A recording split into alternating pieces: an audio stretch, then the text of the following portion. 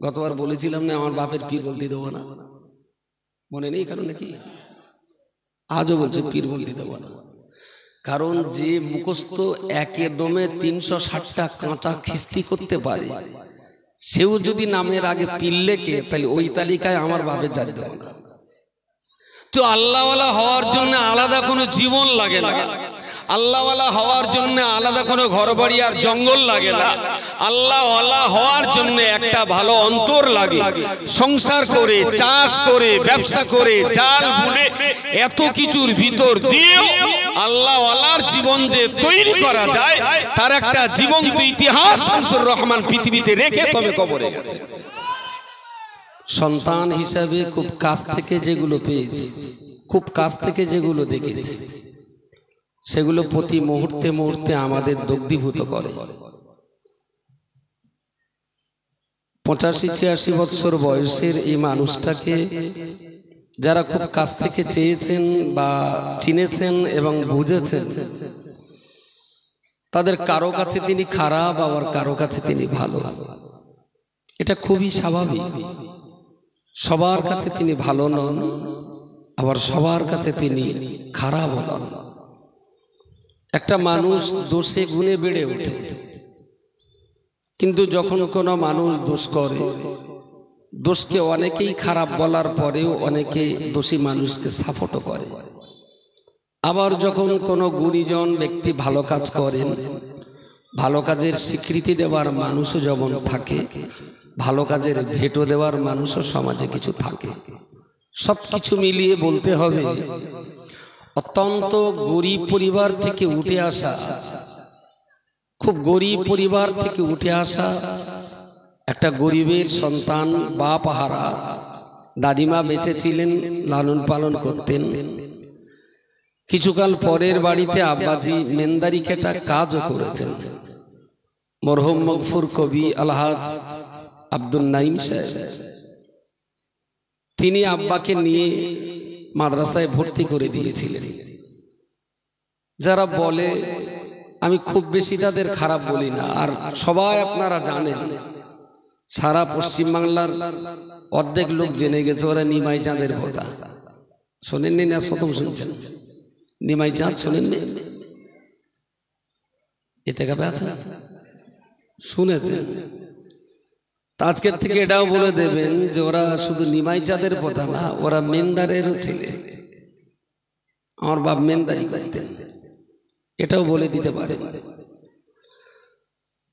আব্বাকে চাষির জীবনে এমন কোনো কাজ নেই যে কাজটা আব্বা পারতেন না। চাষির বংশের ছেলে হিসাবে গর্বিত, তিনি চাষাবাদি করতেন। তবে এটা আমার গর্বের বিষয় যে মাঠে, আমাদের মাঠের একটা পুকুর আছে, পুকুরটার নামই হলো মাঠের পুকুর। ওই পুকুরে আব্বা পাট ধুচ্ছেন, আর পাট পাকারি ছোট বয়সে আমরা বইতাম। তো আমি খুব পরখ করেই দেখতাম আব্বা পানিতে, কোমর পানিতে লেবে পাট ধোয়া কাজ করতেন, আর জবান দিয়ে কোরআন তেলাওয়াত করতেন। সুবহানাল্লাহ। আমি এই শিক্ষাটুকু আপনাদের নিতে বলছি। ধার্মিক হতে গেলে বড় লোক হতে হয় না, ধার্মিক হতে গেলে দেখতে শুনতে ভালো হওয়া লাগে না, ভালো হতে গেলে বিরাট কোটি টাকার মালিক হতে হয় না। আল্লাহওয়ালা হওয়ার জন্য একটা ভালো ইচ্ছা শক্তি থাকার প্রয়োজন হয়। শুধু ইচ্ছাটা যদি ভিতরে থাকে, পাটের অলে পাট ধুতে ধুতেও কোরআন তেলাওয়াত করা যায়। এমন কোন দিন আমার এই জীবনে, যতদিন আব্বাকে দেখে এসেছি খুব কাছ থেকে, ধরুন আমি এখানে ঘর করেছি তো বোধহয় বছর আসতে হলো, তারপরে আব্বা আমরা সব একসঙ্গে থাকতাম। আগে মুফতি সাহেব এখানে ঘর করেন, তারপরে আমি করি। তো বলা যেতে পারে জীবনের টানা 40টা বছর একই ভিটে তো থেকেছি। হয়তো পড়াশোনার জীবনে বাইরে থাকতাম, কাছ থেকে তো দেখেছি। আমার মনে হয় পশ্চিমবঙ্গের কেউ বলতে পারবে না যে শামসুর রহমানের একদিনের ফজরের নামাজ ঘুমের ঘরে কাজা হচ্ছে। আমি বলেছিলাম শামসুর রহমানকে কেউ যদি পীর বলে তার বিরুদ্ধে আমার লড়াই হবে। তবে ইমামে আজম আবু হানিফা রহমাতুল্লাহ আলাইহিকে গতবার বলেছিলাম না আমার বাপের পীর বলতে দেবো না, মনে নেই কারণ নাকি? আজও বলছে পীর বলতে দেবো না, কারণ যে মুখস্থ একে দমে 360টা কাঁচা খিস্তি করতে পারে সেও যদি নামের আগে পীর লেখে তাহলে ওই তালিকায় আমার বাপের জাত দেবো না, কোনো মতেই জাত দেবো না। ইমামে আজম আবু হানিফা রহমাতুল্লাহ আলাইহির কাছে একজন মানুষ, একজন মহিলা বেওয়া, তার স্বামী নেই, তার সন্তানকে ইমাম সাহেবের কাছে রেখে গেলেন যে আমার বাচ্চাটাকে আপনি একটু পড়াশোনা করাবেন, আপনি ভালো মানুষ, একটু পড়াবেন। তা ভদ্র মহিলা আসে, আর তখনকার দিনে তো মাদ্রাসা ছিল না, জায়গিরি প্রথায় এইভাবে পড়াশোনা হতো। কোনো আলেমের বাড়ি 10টা, কোনো আলেমের বাড়ি 5টা, কোনো আলেমের বাড়ি 50টা, এইভাবে ছেলেপিলে সেদিন আলেম করা হতো। মাদ্রাসা সিস্টেম তখন ছিল না। তো বেশ কয়েক বছর থাকার পর ভদ্রমহিলা এসে বলছেন আমার ছেলে বাড়ি নিয়ে যাও, আপনার কাছে আর পড়াবো না। তা বলছে কারণ? বলছে আজ অনেক দিন আপনার কাছে আসা যাওয়া করছি কিন্তু আপনার কোনো কারামত দেখলাম না, কোনো কারামত দেখলাম না। পানির উপর হেঁটে যাচ্ছেন সেটাও দেখিনি, একটা কাঁচা ডাবে ফু দিয়েছেন শুকনো ঝুনুনের কোল হয়ে গেছে এমন দেখিনি, একটা মোরগের মাথায় ফু দিলেন তো ধাড়ি মুরগি হয়ে গেল সেটাও তো দেখিনি। তো আপনার কোনো কারামত নেই, তো আপনার কাছে আমার ছেলে রেখে লাভ নেই। ইমাম সাহেব বলেছিলেন আচ্ছা তোমার ছেলে তুমি বাড়িতে নিয়ে যাও, তাতে আমার দুঃখ নেই, তুমি যে ক বছর আমার সঙ্গে আমার বাড়িতে আসা যাওয়া করছো তোমার বাচ্চা কেন্দ্রিক, এই ক বছরের ভিতরে তুমি কি আমার কোনোদিন সুন্নাতের খেলাফ কোনো কাজ দেখেছো? বলছেন না। বলে বাচ্চা আপনি বাড়িতে নিয়ে যান, তবে আমি যে জীবনে সুন্নাতের খেলাফ করিনি এটাই হলো আমার পীরত্ব আর বেলায়েতের সবচেয়ে শক্ত দলিল। কিছু মাথায় যাচ্ছে যাচ্ছে শরীয়তটা পূর্ণাঙ্গ রূপে মেনে চলাটা, এটাই তো ওলি আল্লাহ হওয়ার জন্য যথেষ্ট। ওলি হওয়ার জন্য পানি দিয়ে হাঁটা লাগে না, ওলি হওয়ার জন্য মদ্দা লোকের মাথায় ফু দিয়ে মেয়ে লোক তৈরি করতে হয় না। নবীদের জন্য মুজিজা শর্ত। কেউ যদি বলে আমি নবী তাহলে তার কাছে আমি চাইতেই পারি যে তুমি যে নবী তোমার মুজিজা দেখাও, কিন্তু নবীর কাছে মুজিজা চাইতেই পারি কারণ মুজিজা ছাড়া নবী হতেই পারে না। কিন্তু কোন ওলি হওয়ার জন্য কারামত শর্ত নয়, ওলি হওয়ার জন্য কারামত শর্ত নয়। আল্লাহর ওলি হওয়ার জন্য শর্ত হলো শরীয়তটাকে পূর্ণ মাত্রায় মেনে চলা। জোরে সোরে বলুন সুবহানাল্লাহ। নামাজের আগে মেসক না পাওয়ার কারণে আব্বাকে অনেক দিন বকতে দেখেছি মাকে, আমার মেসক কোথায় গেল? যতক্ষণ মেসক না পেয়েছেন ততক্ষণ বদনা নিয়ে বসে রয়েছেন। আর ওনার স্বভাব ছিল এক হাতে লোটা পানি নেবেন, ডান হাতে মেসক নেবেন, মাথায় গামছাটা দেবেন কান্ডা ব্যাট দিয়ে, মাথাটা ঢেকে নিয়ে ডান হাতে মেসক বাম হাতে লোটা ইস্তেঞ্জায় যাবেন। বিনা মেসকে উজু করতে দেখিনি কখনো। মাঠে এমন কোনো কাজ নেই যে আব্বা করতে জানতেন না বা করতেন না, আমার জানা নেই, সব কাজ করতেন। কিন্তু জীবনে কোনোদিন কোনো চাষের নাঙল দেওয়া থেকে নিয়ে পাড় ধোয়া পর্যন্ত কোনো কাজে কোনোদিন আব্বাকে হাঁটুর উপরে কাপড় পরতে দেখিনি। সুবহানাল্লাহ, কখনো দেখিনি। যত কাজ করেছে হাঁটুর নিচে কাপড় থাকতো, কাপড় গুটিয়ে নিতেন কিন্তু হাঁটুর উপরে উঠতো না। নাঙল চষেছেন কিন্তু সেই অবস্থায়। আমি আবার বলছি, আল্লাহওয়ালা হওয়ার জন্য কোটিপতি হওয়া লাগে না। প্রচন্ড কাজের চাপে হয়তো একাধবার সেটা আমার নজরে পড়েছে, এমনই কাজ যে ফেলে আসার সময় নেই।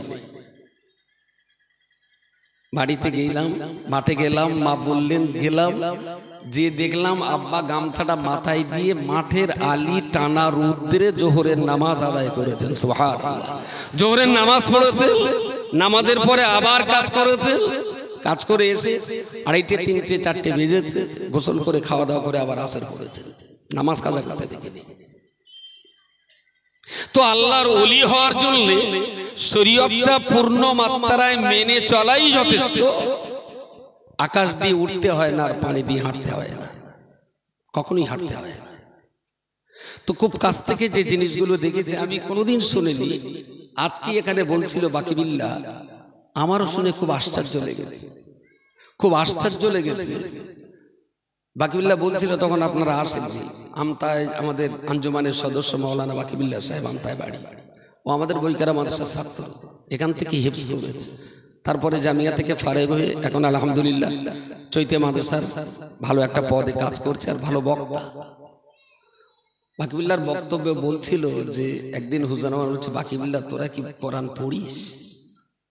তোরা কিরকম কোরআন পড়িস? ওই রকম পড়লে হবে না, আরো বেশি পড়তে হবে। ওদের শোন, আমি একটা জাল বুনতে বুনতে, আর আমাদের এই আব্বা যেখানে থাকতেন ও লোকের একটু জাল বোনা স্বভাব ছিল, ওই খেবলা জাল সবসময় প্রায় দেখেছি ছোট বয়সে একটা জাল ওখানে ঝোলার, আব্বা বুনবেন, আবার একটা জাল ছিঁড়তে ছিঁড়তে আর একটা জাল তৈরি হয়ে যাবে। তো বাকিবিল্লাহ বলছে যে হুজুর বলেছিলেন বাকি তোরা তো পড়িস, আর শোন আমি একটা জাল বুনতে বুনতে 7 খতম কোরআন শরীফ তেলাওয়াত করেছি। ভাবা যায়? তো আল্লাহওয়ালা হওয়ার জন্য আলাদা কোনো জীবন লাগে না, আল্লাহওয়ালা হওয়ার জন্য আলাদা কোনো ঘরবাড়ি আর জঙ্গল লাগে না, আল্লাহওয়ালা হওয়ার জন্য একটা ভালো অন্তর লাগে। সংসার করে, চাষ করে, ব্যবসা করে, জাল বুনে, এত কিছুর ভিতর দিয়েও আল্লাহওয়ালার জীবন যে তৈরি করা যায় তার একটা জীবন্ত ইতিহাস শামসুর রহমান পৃথিবীতে রেখে তবে কবরে গেছে। আমার বাবা সোনার চাবুস গালে নিয়ে জন্ম নেয়, জানি না জন্মগ্রহণ করার পরে সচরাচর দেশীয় প্রথা অনুযায়ী গালে মিষ্টি দিতে হয়। আমার বাবার সংসার যা গরিবের সংসার ছিল, তাতে গালে মধু দেওয়ার মতন পয়সা ছিল বলে আমার মনে হয় না, মনে হয় না। এত গরিবতার ভিতর দিয়েও জন্ম নিয়ে তার শিক্ষকতার যোগ্যতা ছিল, পড়াশোনার যোগ্যতা ছিল, তিনি হাফেজা করা, শুধু হাফেজ ছিলেন, মাওলানা পড়ার সুযোগ তার জীবনে হয়নি, শুধু হাফেজই ছিলেন। কিন্তু আমার বাড়িতে এখনো যাবেন, আব্বা যে জায়গাটায় শুতেন, আমাদের এই পুরনো বাড়ি, ছোট একটা আলমারি আছে, ওই আলমারিতে ঠাঁসা বসিরাট হুজুরের কেতাব, আর কেতাবগুলো আন্ডারলাইন করা, কত পৃষ্ঠায় চিহ্নিত দেওয়া, গুরুত্বপূর্ণ জায়গায় উনি চিহ্নিত দিয়ে রাখতেন। কেতাবগুলো আজও সেইভাবে মুফতি সাহেব সযত্নে রেখে দিয়েছেন, দেখবেন। কেতাবগুলো একেবারেই কি বলবো, তেলা পোকার মতো করে মনে হয় প্রত্যেকটা পৃষ্ঠা খুঁটিয়ে খুঁটিয়ে তিনি পড়তেন। এবং জীবনে একটা দিন নেই যে দুপুরে ভাত খেয়ে আব্বা শুয়েছেন অথচ হাতে একটা কেতাব নেই, বাবার কালে কোনোদিন দেখিনি। দুপুরে একটা স্বভাব ছিল, গোসল যদি দেরিতে হয় অসুবিধে নেই, আগে হলেও অসুবিধে নেই, কিন্তু গোসল করলেই ভাত দিতে হবে, গোসল করলেই ভাত দিতে হবে। আর ভাত যত রকমের তরকারি হোক না কেন, শেষে একটু দুধ আর মিষ্টি দিতে হবে, দুধ আর মিষ্টি। যার জন্য বাড়িতে গায়ে আমাদের পোষা থাকতো হালি পরে, আর মায়ের শরীরটাও তো সেই রকম আর গায়ে টানাটানির শরীরও নেই। আর আজকালকার বৌমা তো দেয়াল টিপলি চুলো গরম হয়, গায়ে করে দড়ি দড়ে টানবে, সে কেউ সহ্য করবে না। তা নইলে আমি বাচ্চা বয়স থেকে আমাদের বাড়িতে গাই গরু দেখে এসেছি, গাই গরু। দুধ খাওয়া আব্বার খুব একটা নেশা ছিল, দুধ ছাড়া তিনি ভাত খেতেন না। খাবার শেষে একটু দুধ চাই, যে কোনো একটু মিষ্টি, সে গুড় হোক, বাতাসা হোক, চিনি হোক, একটু মিষ্টি একটু দুধ সর্বশেষ তার দিতেই হবে। আর খাওয়ার গোসল করলেই ভাত দিতে হবে, তাতে যদি তরকারি একরকম হয় তো তাই দিয়ে দিতে হবে। গোসল করার পরই নামাজ পড়ে ভাত খাবেন, আর ভাত খেয়ে শুয়ে পড়বেন। তো সচরাচর যখন বাড়িতে থাকতাম আব্বার ওই গ্লাসটা, ভাতের প্লেটটা দিতে হতো, দিতাম। তো জীবনে যতবার দেখেছি খেয়ে দিয়ে নামাজ পড়বেন, নামাজ পড়ে খাবেন, খেয়ে দিয়ে শুয়ে পড়বেন, তো চিতই শুয়ে হাতে একটা বই লাগবে। বই ছাড়া আমার বাপকে জীবনে কোনোদিন আমি দুপুরে শুতে দেখিনি, রেকর্ডিং মনে পড়ে। যদি আপনি রহমানিয়া স্মৃতি সমাবেশে এসে রহমানিয়া স্মৃতি সমাবেশে এসে যদি এখান থেকে কিছু না নিয়ে যেতে পারে তাহলে তাবারুকটাই আপনার সম্বল। আপনি সন্ধ্যাবেলা এসেছেন কেন? রাত 11টায় না আসে? আপনার তো সন্ধ্যা থেকে এখানে আসার কোনো দরকার নেই। আপনার সম্বল যদি তাবাররুক হয় তাহলে 11টায় এসে আপনি একগাল খেয়ে চলে যাবেন, কোনো অসুবিধা নেই তো। আর সেই সন্ধ্যা থেকে এখানে বসে রয়েছেন মানে এখান থেকে কিছু নিয়ে যেতে হবে আপনার। সেই নিয়ে যাওয়াটা কি? জীবনে কোনোদিন আমার চোখে পড়েনি যে আমিও বাড়িতে, আব্বাও বাড়িতে, আব্বা ফজরের নামাজ পড়েছে কিন্তু কোরআন শরীফ তেলাওয়াত না করে অভাব অনটনের হাজার অভাব অনটনের জাঁতা কোলে আষ্টে পিষ্টে বাঁধা থাকার পরেও ফজর বাদ 2-5 পারা কোরআন তেলাওয়াত না করে আব্বা কোনোদিন বাড়ি থেকে নিজে কাজে নামে না। যদি রহমানিয়া স্মৃতি সমাবেশ থেকে কিছু নিয়ে যেতে হয় আপনাকেও তৈরি করতে হবে যে ফজরের নামাজ পড়ে 5 মিনিটের কোরআনটা পড়ে তবে অন্য কাজে হাত দেব। পারবেন? খুব কঠিন কাজ বললাম নাকি? আল্লাহওয়ালা হওয়ার জন্য আলাদা জীবন লাগে না, টাকা লাগে না, শুধু একটু ইচ্ছা লাগে, শুধু একটু ইচ্ছা শক্তি লাগে, আর কিছু লাগে না। প্রিয় নবী মুহাম্মদুর রাসূলুল্লাহ সাল্লাল্লাহু আলাইহি ওয়াসাল্লাম তিনি তো খুব গরিবের ঘরে জন্ম নেওয়ার আগে 4 মাস আগে আব্বা চলে গেলেন, 6 বছর বয়সে মা চলে গেলেন, 8 বছরে দাদু চলে গেলেন। কোরআন শরীফের পরিভাষায় বলা হয়েছে আলাম ইয়াজিদিকা ইয়াতীমান ফাআওয়া ওয়াজাদাকা দাল্লান ফাহাদা ওয়াজাদাকা আইলান ফাআগনা। আল্লাহ বললেন ইয়া রাসূলুল্লাহ আমি আল্লাহ কি আপনাকে এতিম হিসেবে পাইনি? আপনি কি বিশ্বের সেরা নিঃস্বদের ভিতরে সেরা নিঃস্ব, সেরা অসহায়, সেরা গরিব, সেরা এতিম, বিশ্ব সেরা নিঃস্ব ছিলেন আপনি? আমি আল্লাহই তো আপনার সাহারা হয়েছিলাম। বলুন সুবহানাল্লাহ। কত কালকেতে আবার শেয়াল হক্কা করবেন, ওই দেখো নবীর এতিম বলেছে, নিঃস্ব অসহায় বলেছে। অনেক শেয়াল আছে তো কালকেতে আবার হক্কা করবে। আরে রাসূলুল্লাহ এত গরিব, তিনি এতিম, তিনি নিঃস্ব, তিনি রিক্ত, তিনি অসহায়। মাস পেরিয়ে যেত তার চুলায় রান্না করবার মতো কিছু জুড়তো না, আগুন জ্বালাবার প্রয়োজন হতো না। একটা খেজুরের অর্ধেকটা খেয়ে ইফতার করেছে, বাকি অর্ধেকটা সেহরিতে খেয়ে পরের দিন রোজা রাখতে হয়েছে। এগুলো কি জমিদার টাটা বিল্লা ছিলেন নাকি?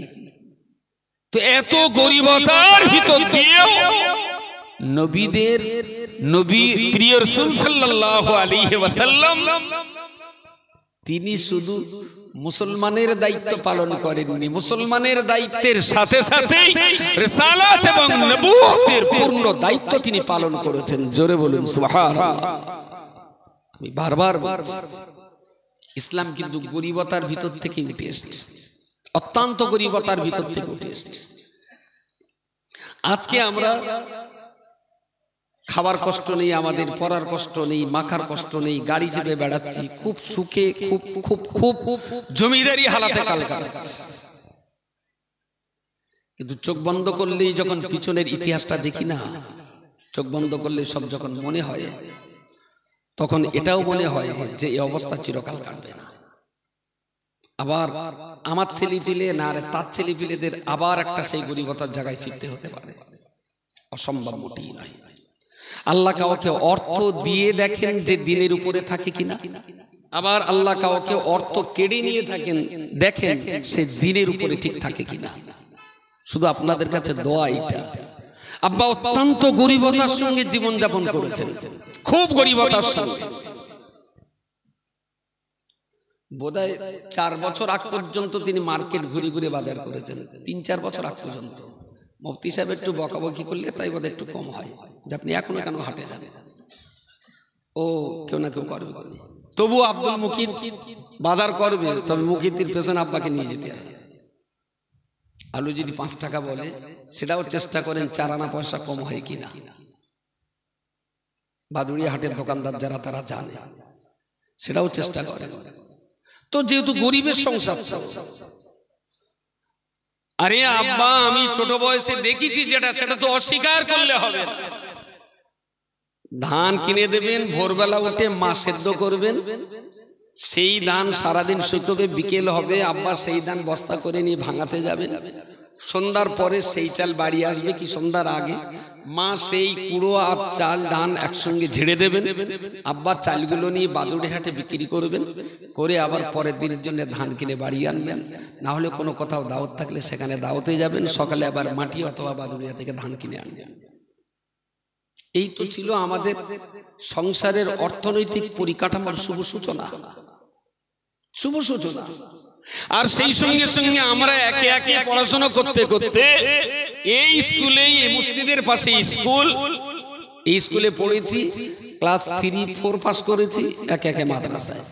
মুফতি সাহেব 4 পাস করলেন, আব্বা তাকে দিলেন টোনা মাদ্রাসায়। আমি 4 পাস করলাম, আব্বা তুলে দিলেন চৈতে মাদ্রাসায়। সেজো ভাইটা 4 পাস করলো, তাকে আবার দেওয়া হলো মাদ্রাসায়। তার মানে যে একটু হাতের কাজ করার মতো নয়, সে তখন বেরিয়ে যায়। তাহলে আব্বার যে অভাব, সেটা যে কষ্ট খাটাখাটনি থেকেই গেল। আমরা কেউ কিন্তু আব্বার হাতের কাজে লাগে না, কখনো কাজে লাগে না। বাবা ইচ্ছা যদি করতেন, তাহলে আমাদের কয় ভাইয়ের যদি সেলাই কাজে লাগিয়ে দিতেন না, তাহলে আমার বাপের অর্থনৈতিক পরিকাঠামোর এত অভাব থাকতো না, থাকতো না। একদিন সেই এতে গিয়েছি, বোধহয় ওই দক্ষিণে কোথায় দাওয়াতে গেছি, তা ফেরার সময় চম্পাহাটি বাজারে, ওখানে ভোর 4টের সময় মাছের বাজার বসে। আর মাছ ধরাও একটা নেশা, মাছ কেনাও একটা নেশা। খাই কম কিন্তু নেশা খুব মাছের প্রতি। ঘুরতে ঘুরতে কেজি 6 বোধহয় বড় একটা ভেটকি মাছ দেখেই তো আমার নেশা লেগে গেছে। নেশার ঘুরে পড়ে মাছটা কিনেছি বোধহয় 2400 টাকায়। এই বোধহয় বছর 7-8 হলো 2400 টাকার ভেটকি মাছ কিনেছি। কেনার পরে এবার চিন্তা হচ্ছে আব্বার সামনে লে যাবো কি করে। এই মাছ দেখলেই তো মুদাম তো বুকে লেবে যে জমিদারি চাল মারতে। আব্বা তো জীবনে গরিব মানুষের সংসার, খেটে খাওয়া সংসার, তো বাড়িতে এনে অন্য লোক দিয়ে মাছটা ওই বাড়ি পাঠালাম, যে বকুক যা করুক আমার আড়ালে হয়ে যাক, আর বকা জকা যা হবে মার উপর দেওয়া হবে, আমার তো আর পাবে না। তা পরে শুনলাম প্রথমে একটু একটা দুটো হাঁকা দিয়েছে, তারপরে নিজে আবার সেই মাছ বেছে কুটে কারকে দিতে হবে, নিজে হাতে আবার ভাগ করেছে। তার মানে ভালো একটা জিনিস, দামি জিনিস কিনে আব্বার সামনে দিতে গেলেও খানিকটা ভিতরে ডর ছিল যে এত দামি জিনিস উনি সহজে মেনে নেবেন না। এত গরিবতার ভিতর দিয়েও তার উঠে আসা, নামাজ কখনো কাজা হয়নি, ফজর বাদ কোরআন কখনো কাজা হয়নি, সত্য কথা বলা থেকে তিনি কখনো বিরত হননি। জীবনের বিরাট একটা বড় পাওনা। যখনই শুনতেন কেউ কিছু ধার করেছি, আব্বা বারবার বলতেন আমি জীবনে কোনোদিন 5টা টাকা ধার করে সংসার চালাই। আর এটাও মনে থাকবে যে আব্বার জানাজাতে ভুল ত্রুটির জন্য ক্ষমা চেয়েছিলাম আমরা, কিন্তু কারো যদি দেনা পাওনা থাকে তাহলে বলবেন শোধ করে দেবো, এই কথাটা বলিনি। মনে পড়ে? হ্যাঁ, দেনা পাওনার কথা বলিনি। যে কেউ যদি আমার বাপের কাছে কিছু পায় আপনারা বলবেন আমরা দিয়ে দেব, আলহামদুলিল্লাহ, এই কথাটা বলতে হয়নি, কারণ আব্বার কাছে জীবনে বহুবার শুনেছি। আর আমরা দেনা করলে বকতেন, কখনো কখনো দেনা করেছি, আব্বা শুনে খুব বকতেন। আমি জীবনে কোনোদিন 5টা টাকা দেনা করিনি, আমি তো দেনা করে খাই না। ওই আবুল হোসেন বাবু আছেন, বাবু আপনার দুটো কথা বললে ভালো ছিল। একেবারেই আব্বার খুব বন্ধু লোক, উনি আলু ব্যবসায়ী, বাদুড়িয়ার দোকানদার। বাদুড়িয়ায় গেলেই ওনার সঙ্গে একটা সময় কাটাতেন আব্বা। 10টা মিনিট যদি সময় পেতেন চাচার কাছে বসতেন। তো জীবনে কোনোদিন দেনা তিনি পছন্দ করতেন না, ঋণ দেনা কখনো পছন্দ করতেন না। পুরনো ভিটে যে ইট লাগানো আছে ওই ইট কিনে বাড়ির উঠোনে পড়েছিল, আমার তো মনে হয় 6-7 বছর তো হবেই, মুফতি সাহেব ভালো বলতে পারবে। 6-7 বছর ইট কিনেছে, পড়িয়ে রয়েছে। দুটো বালিয়া সিমেন্ট কিনে ইটগুলো যে জোড়া দিতে হবে সে পয়সা জোগাড় হচ্ছে না। ইট কেনার অন্তত আমার তো মনে হয় 10-11 বছর তো হবে, 10-11 বছর পরে তারপরে আমাদের এই পুরনো বাড়ি যেটা আছে পাকা বাড়ি তৈরি হয় 10-11 বছর পর। তো লম্বা চওড়া বলার কিছু নয়। আজকের এই স্মৃতি সমাবেশের মূল উদ্যোক্তা আঞ্জুমানে ওয়াইজিন, সন্তান হিসাবে নতুন ওয়াজ নসিহত করার কিছু নেই। এসেছেন যখন আব্বার ভালোবাসেন, মহব্বত করেন। আর আজকে যেই বিরাট কর্মকাণ্ড যা দেখছেন অল ইন্ডিয়া সুন্নাতুল জামাতে, এ বাজার তো তারই বসিয়ে যাওয়া, নাকি বলেন? এ বাজার তার তো বসিয়ে যাওয়া। কেরালা মডেল নিয়ে সবাই পাগল। যখন ফার্স্ট আমি কেরালাতে একবার যাই, তারপর ফিরে আসি, ওরা এখানকার ভিজিট করে রিপোর্ট করে পাঠিয়ে দিলেন। ওরা আমাদের 40 জনকে যেতে বললেন, 40 জন। আব্বাকে বললাম, আব্বা এই ব্যাপার একটু যাবে? তাহলে খোকা কেরালায় কখনো তো যায়নি, তা চলো যাই। 40 জনের ভিতরে আব্বাও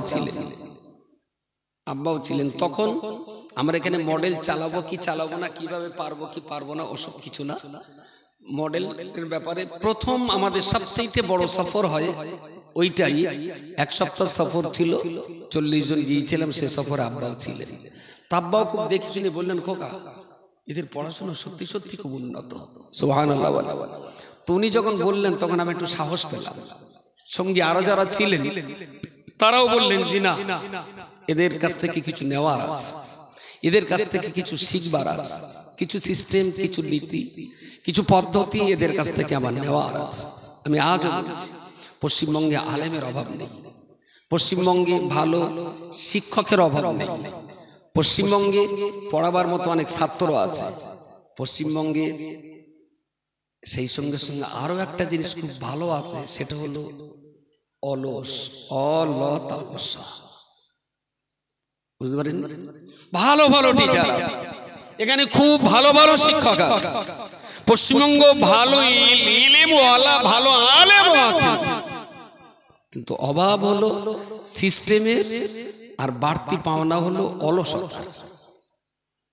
তো সেই সফরে আব্বা যখন মত দিলেন, আরো যারা ছিলেন আমরাও মতামত করলাম, ওদেরকে আসতে বললাম। এইভাবে বুঝবার চললো টানা প্রায় 11 বছর। তারপরে আমরা ফিরলে নামি তো 2017 সালে, ফিরলে নেমেছি তো 2017 সালে, আলহামদুলিল্লাহ। তো আঞ্জুমানে ওয়াইজিনের আহ্বানের আজকের এই মজলিস, মুফতি রজব আলী সাহেব এই জলসার আহ্বায়ক।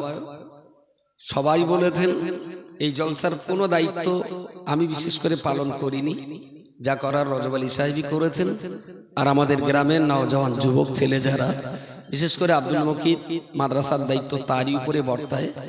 আব্দুল মুকিত থেকে বাচ্চাদেরকে নিয়ে এই কাজকাম, এই আয়োজন, এই ব্যবস্থাপনা যা হয়েছে। আর সঙ্গে এটাও বলে দিচ্ছি, এই জলসার জন্য কোনো আম ভাবে কোনো মানুষের চাঁদাপত্র নেওয়া হয় না।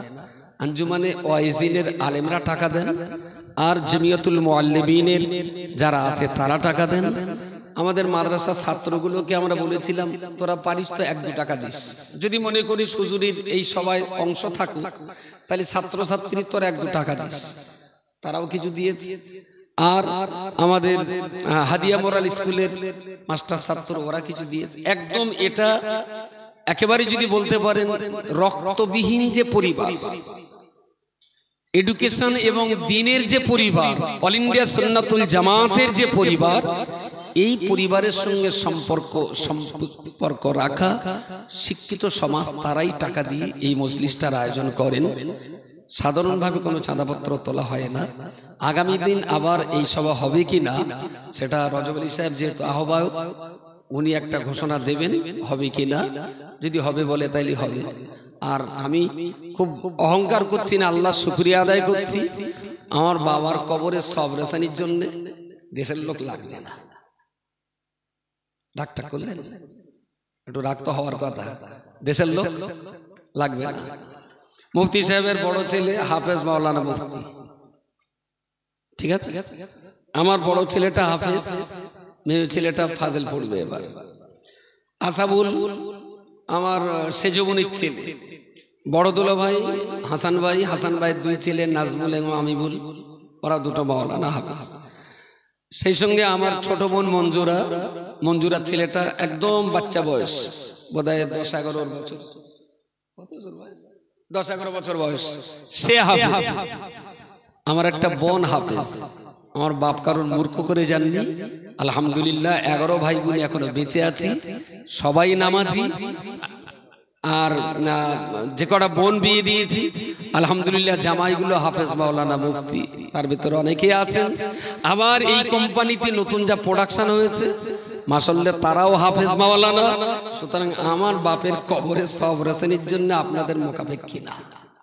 যদি আপনাদের কিছু মনে হয় শামসুর রহমানের কবর জিয়ারত করে কিছু রুহানি দোয়ার দরকার, তাহলে আপনার আসা দরকার। কথাটা কি বড় অহংকার মানে হলো নাকি? অহংকার? আমি অহংকার করছি না, আল্লাহ শুকরিয়া আদায় করছি। দেশের জনগণ যে যতই করুক না কেন, আমার বাবার রুহের সওয়াব রাসানির জন্য বেটা বেটি নাতি নাতনি ভাগনা ভাগ্নি পোতা পত্নীদের দোয়া মরা লোকের জন্য যতটা উপযুক্ত আর গ্রহণযোগ্য, অন্যের দোয়া ততটা গুরুত্বপূর্ণ নয়। সেই জন্য আপনাদের ছেলে মেয়ে হাফেজ করুন, মাওলানা করুন, কোরআনের শিক্ষা দিন। আপনার প্রতি আপনার জানাজা পড়াক, আপনার জীবন সার্থক হোক। বাকি দোয়া দানি আপনার বাপের জন্য আমরাও করব, আমার বাপের জন্য আপনিও করবেন। এটা সৌভাতৃত্বের নমুনা। শেষ করছি আমি, মুফতি সাহেব রয়েছেন, তিনি শেষ দোয়া সব রাসানি করবেন। এই কাজের আয়োজক ব্যবস্থাপক সবাইকে আন্তরিক শ্রদ্ধা নিবেদন করছি। খাস করে আমাদের এই গ্রামের যারা নওজওয়ান যুবক কর্মী যারা, তাদের জন্য দোয়া করবেন, আল্লাহ তাদের দিন ও ইমানের উপর ইস্তেকামাত রাখেন। আর মার জন্য একটু দোয়া করেন। মা আলহামদুলিল্লাহ ভালোই আছেন, হাঁটুতে আর কোমরে একটু ব্যথার জন্য মাঝে মাঝে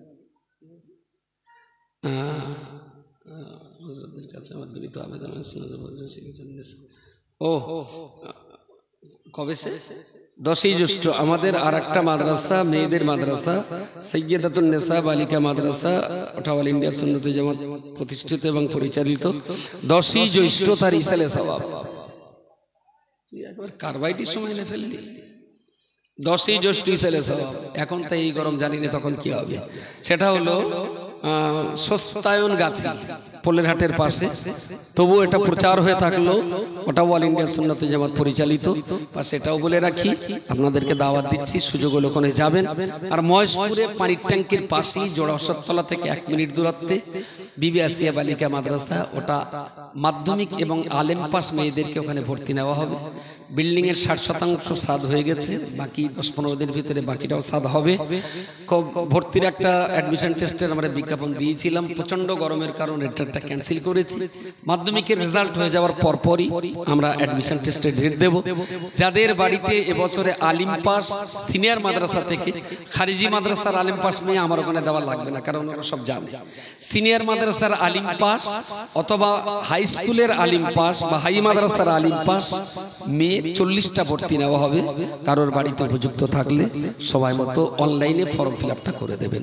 আমার জন্য দোয়া করবেন, মার জন্য দোয়া করবেন। আল্লাহ যেন আম্মাজির হায়াত কিসমতকে দারাজ করেন, তাকে সুস্থ রাখেন। আসসালামু আলাইকুম ওয়া রাহমাতুল্লাহি ওয়া বারাকাতুহু।